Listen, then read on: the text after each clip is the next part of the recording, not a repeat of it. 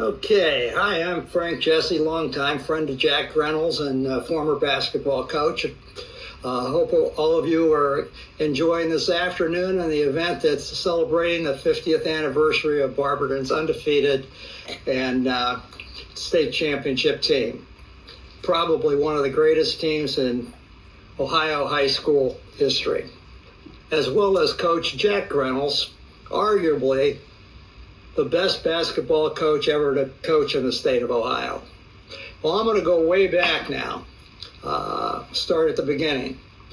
I first encountered Jack Greynolds on November 22nd, 1963. That was I remember the date because that was the date that President Kennedy was assassinated. I was playing basketball at Akron St. Vincent. I was a junior. And we were scheduled to play Revere that afternoon, the afternoon of Kennedy's assassination. Well, the coaches decided to go ahead and go with the scrimmage, and Jack Greynolds, Revere's coach, brought his team down to Akron St. Vincent.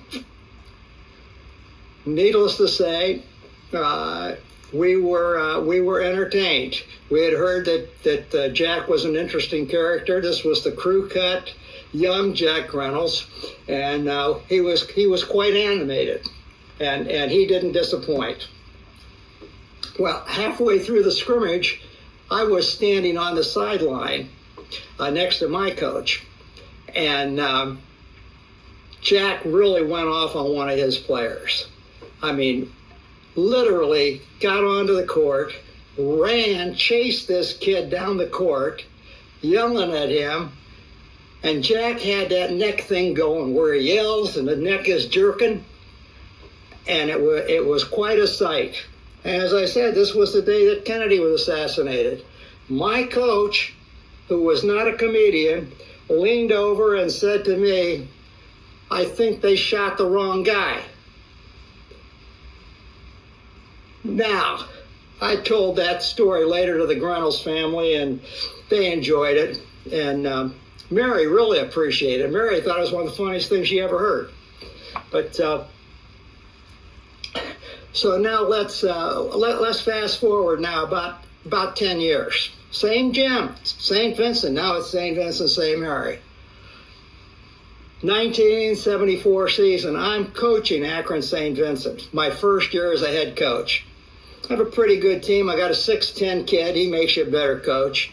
And Jack did not have one of his better teams. As you all know, he never had a losing season, but this team challenged him.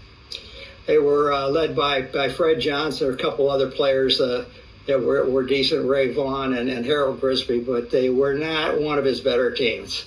As luck would have it, we beat Barberton, and we were all happy, upset Barberton and all that kind of stuff, although I'm not sure it was an upset. No offense to you Barberton folks, but we did win that night.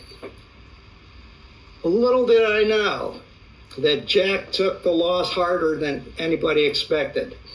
I ran into my good friend Ralph Tim, who's in the audience, who was Jack's assistant. Ran into him in the summertime, and he said, "You'll never believe this. After that loss, Jack went to West Virginia. He left town, went to West Virginia to clear his head for a couple days." I'm thinking, oh my goodness, that is not good news for anybody. Well, as Paul Harvey would say, here's the rest of the story.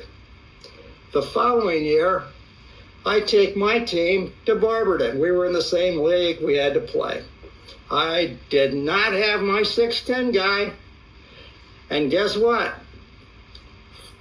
Fred Johnson and Ray and Harold had some people that could help them out. A few sophomores by the name of Mark, Marty, Carter, Frisbee, Freddie, Tony, and can't leave out the free spirit, Jimmy Graham.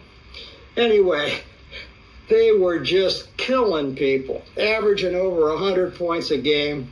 I was very, very nervous about going to Barberton to play. It's a tough place to play anyway. And to make things worse, the week before the game, I sent my assistant coach, Denny Leach, to scout Barberton.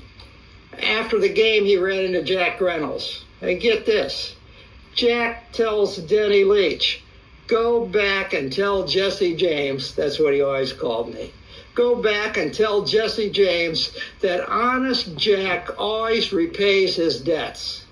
Now I'm thinking, oh my gosh, these guys are averaging 107 points a game. Jack's upset. We're playing at Barberton. I got no chance. It was very, very bad, and I'm not exaggerating when I say I had trouble sleeping that week. Anyway, we went to Barberton to play. Well, we showed up, and except for the worst loss of my coaching career,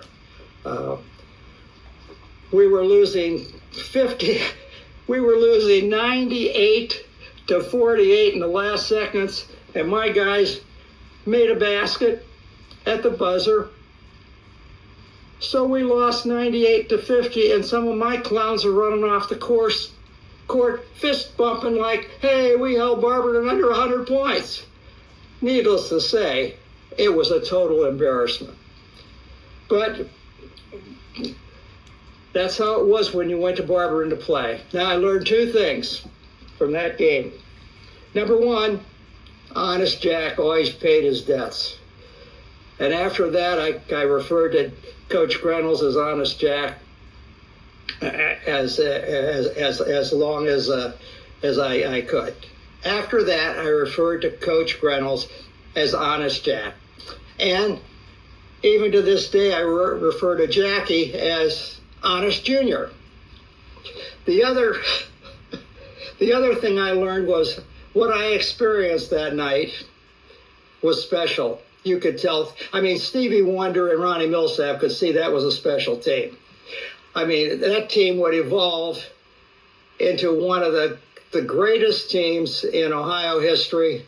And I was later quoted as saying that Barberton team was the best passing and the most exciting high school team I ever watched.